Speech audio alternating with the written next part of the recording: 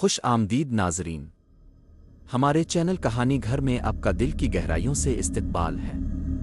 मेहरबानी फरमाकर हमारे चैनल को सब्सक्राइब करें और बेल आइकन को भी ज़रूर दबाएं ताकि हर नई आने वाली वीडियो का नोटिफिकेशन आपको बर वक्त मिल सके। शुक्रिया।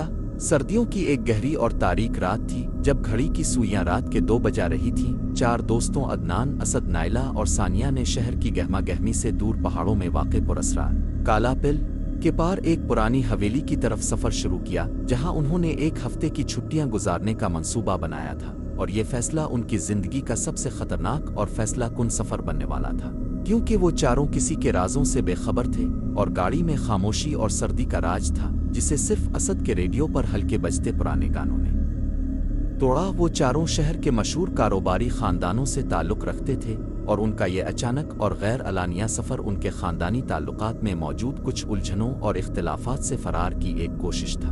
ख़ास तौर पर अदनान और असद के दरमियान एक तवील अरसे से एक प्रॉपर्टी तनाज़ो चल रहा था, मगर बज़ाहिर वो दोनों दोस्त बनकर इस सफ़र पर निकले थे ताकि माहौल हल्का रहे। रात का वक्त था और उनकी कीमती एसयूवी तेज़ी से शहर की रोशन सड़कों को पीछे छोड़कर कच्चे और तन पहाड़ी रास्तों पर आ गई, जहां घने देवदार के दरख्तों का साया ऐसा था कि गाड़ी की तेज हेडलाइट्स भी मुकम्मल तारीकी को नहीं चीर पा रही थी। और इस माहौल ने नाइला को, जो हमेशा पुरसुकून रहती थी, कुछ बेचैन कर दिया और उसने अदनान से कहा कि वो गाड़ी की रफ्तार हल्की रखे। मगर अदनान ने, जो गाड़ी चला रहा था, नाइला की बात को मजाक में उड़ा दिया और मुस्कुराते हुए कहा कि वो ड्राइविंग के फिन में किसी माहिर से कम नहीं। और नाइला की बहन सानिया, जो पीछे बैठी थी, थकी हुई थी और उसने अपने होशो हवास को ख्वाबों के हवाले कर दिया था। मगर अचानक गाड़ी में झटका लगा और अदनान ने एक खौफनाक ब्रेक लगाई, जिससे बाकी सब झुंझला कर जाग गए। और अदनान ने लानत भेजी और गाड़ी से बाहर निकल कर देखा तो एक बहुत बड़ा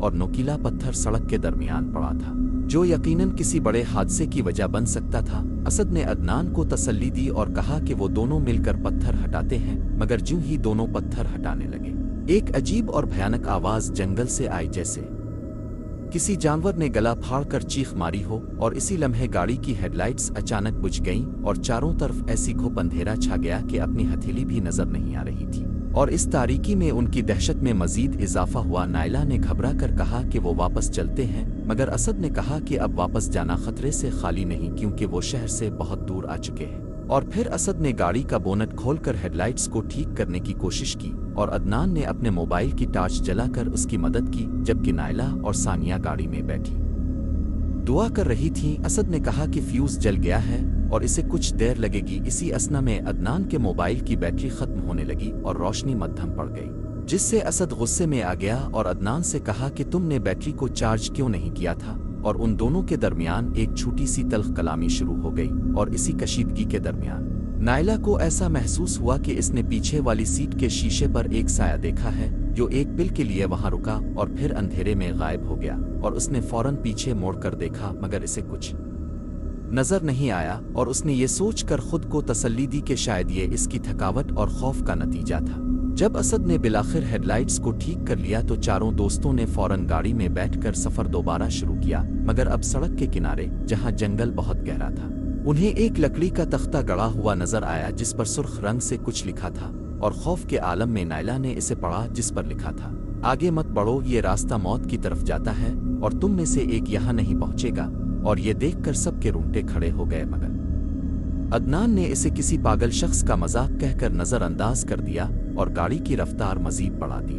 मगर सच ये था कि ये नविश्ता उनके दरमियान मौजूद गहरी साजिश का एक इशारा था जिसे वो नहीं समझ पाए थे। गाड़ी लगभग 15 मिनट तक आगे बढ़ी और फिर एक और खतरनाक मोड़ पर अचानक इसका एक टायर पंक्चर हो गया और गाड़ी तेजी से झूलती हुई एक बड़े दरख्त से टकराते टकराते बची और सड़क के किनारे रुक गई। अदनान अब शदीद गुस्से में था और उसने असद पर इल्जाम लगाया कि शायद इसने गाड़ी को जानबूझकर नुकसान पहुंचाया है, क्योंकि असद ही गाड़ी की देखभाल करता था। असद ने अपनी सफाई पेश की, मगर हालात की नज़ाकत को देखते हुए नाइला और सानिया ने मुदाखलत की और ये तय हुआ कि टायर बदलना जरूरी है।